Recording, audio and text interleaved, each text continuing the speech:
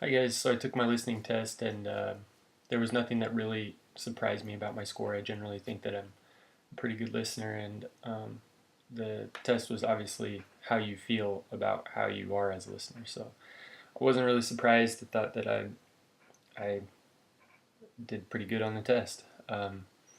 What are my listening strengths? I think my listening strengths are that I generally do a pretty good job of putting myself in the position of the person who's communicating with me. So I try to I try to put myself in their position to try to see things from their point of view, and I also think that I have really good use of verbal and nonverbal listening behavior. So I generally make really good eye contact. I have good body posture, and I am always nodding my head and saying yes and repeating things that they've just communicated to me, so that I'm really showing them that I am an active listener and I am paying attention to what they're saying, and that it means something to me by my body language and my verbal communication to them.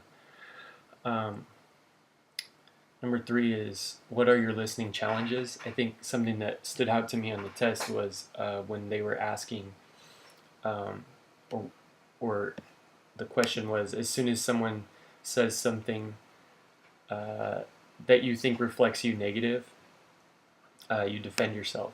And I think that that's a normal trait for most humans. When, as a coach, when you feel like somebody is threatening you or questioning your ideas, you usually go into defense mode and you start building ideas as to what you're going to say in response. And I think that's something that obviously has I figured out about myself, and over the course of a couple years of coaching. And I think really taking the time to listen to everything that they have to say, because they are saying it for a reason, whatever they're trying to communicate to you is, and that that's that's a challenge. Number four is, how could you improve listening skills to help those challenges or components of your low score? I think, like it says in the book, like, you don't want to approach a confrontation or communication when you're upset.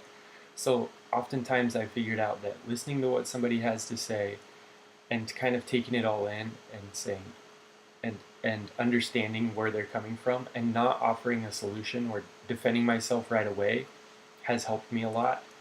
Whereas I can kind of go go and think a lot about what they're saying and why they're saying it, and then come back to that person and talk to them about uh, solutions that I might have thought of, or it might even be that I think that, yeah, you know what, they're right.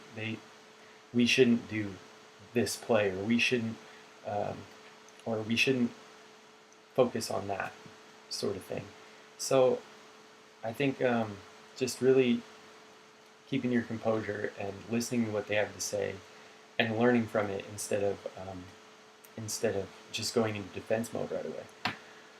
Um, Number five is uh, the the Bible verse, and the one that I chose that I feel reflects the things I've been talking about is the Proverbs 19:27.